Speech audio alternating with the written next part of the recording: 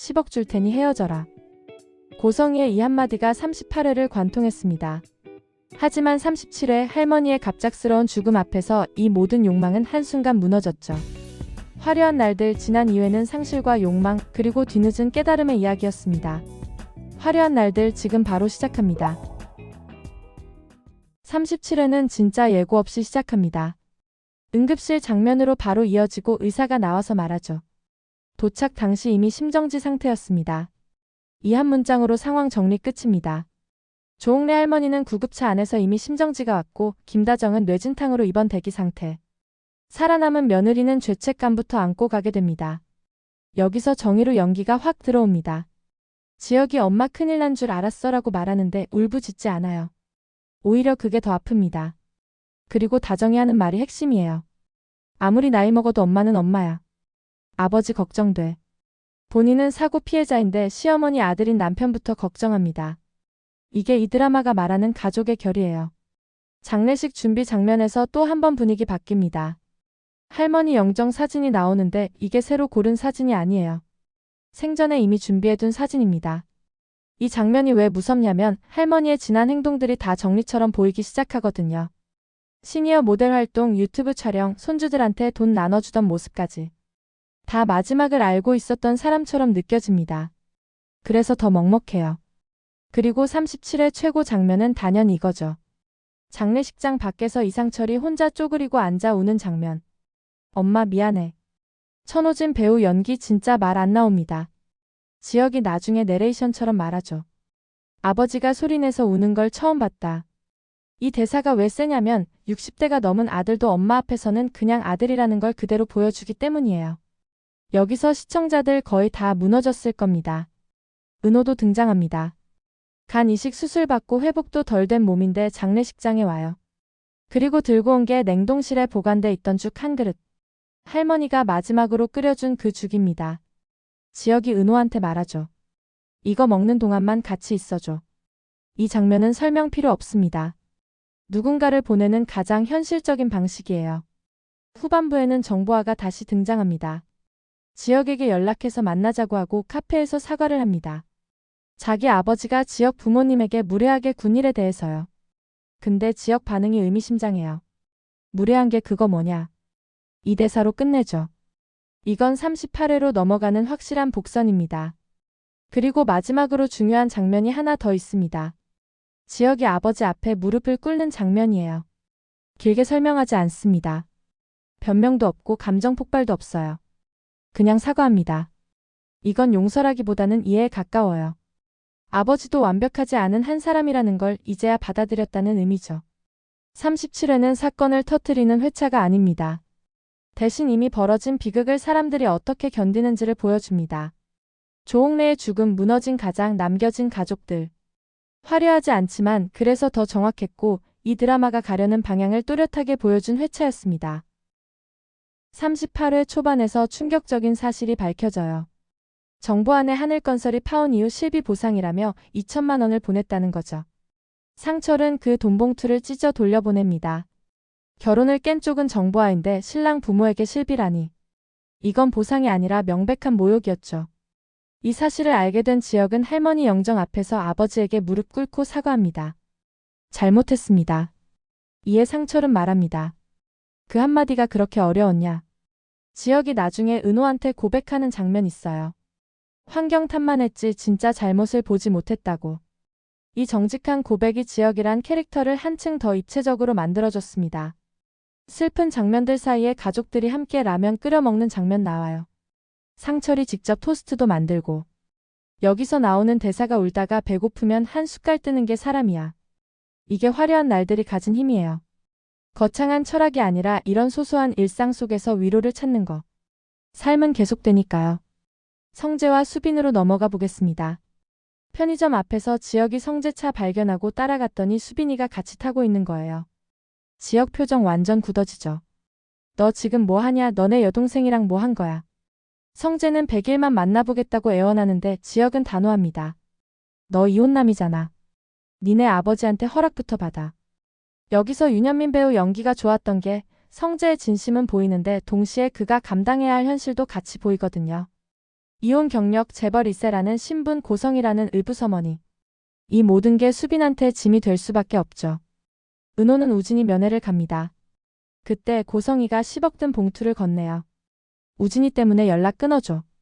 거절할 줄 알았던 은호는 10억을 가져갑니다. 나중에 이 10억이 어떻게 돌아올지 궁금해지는 부분이죠. 돈으로 관계를 파괴하고 거짓말로 오해를 만들고 그렇게 사람들을 통제하려는 욕망. 고성이란 캐릭터가 무서운 이유입니다. 고성이는 이번에 수빈을 찾아갑니다. 결혼은 부모가 결정하는 거야. 각서 하나 쓸래요?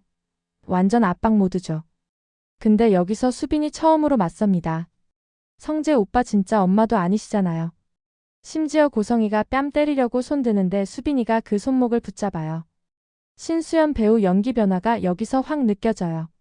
초반에는 순하고 착했던 수빈이가 이제는 본인이 지켜야 할 사랑 앞에서 강해지는 거죠. 캐릭터 성장 아크가 제대로 그려지고 있습니다.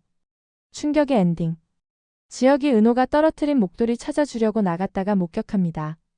아버지 상철이랑 은호가 같이 있는 걸 친하게 대화하고 있어요.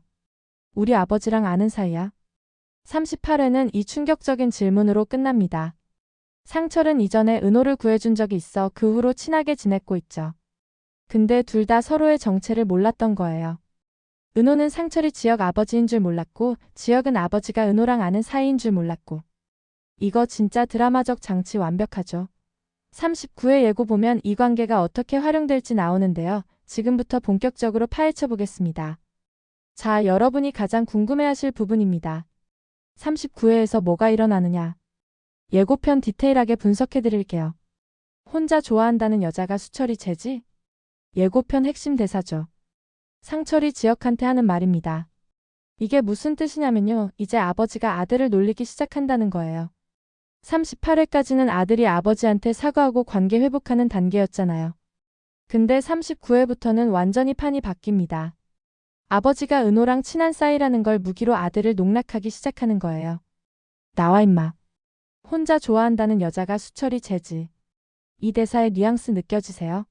상철이 지혁을 임마라고 부르면서 놀려요. 은호를 수철이라고 부르는 것도 포인트인데 그만큼 둘이 허물없이 친하다는 거죠.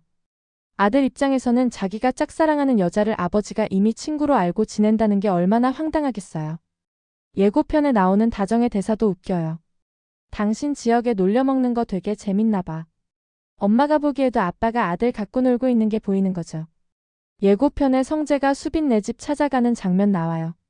가족들 환심 사려고 노력하는 거죠.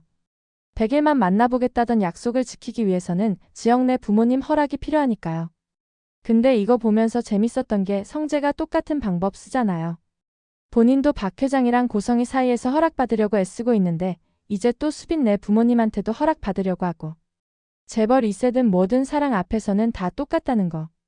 이게 화려한 날들이 보여주고 싶은 메시지 중 하나인 것 같아요. 예고편 설명을 보면 지혁은 성재를 보고 아이디어를 얻어 은혼의 가게에 드나든다고 나와요.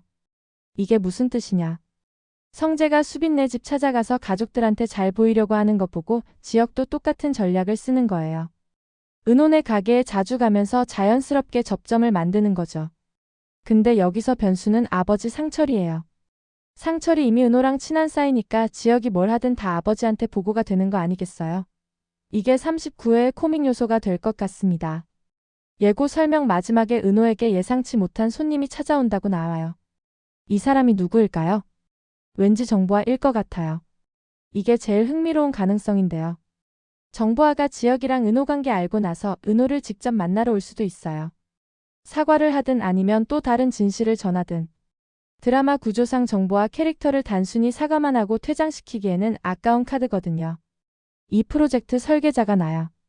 예고편에 나오는 또 다른 중요한 대사예요. 잘할 수 있지? 너도 잘할 수 있지?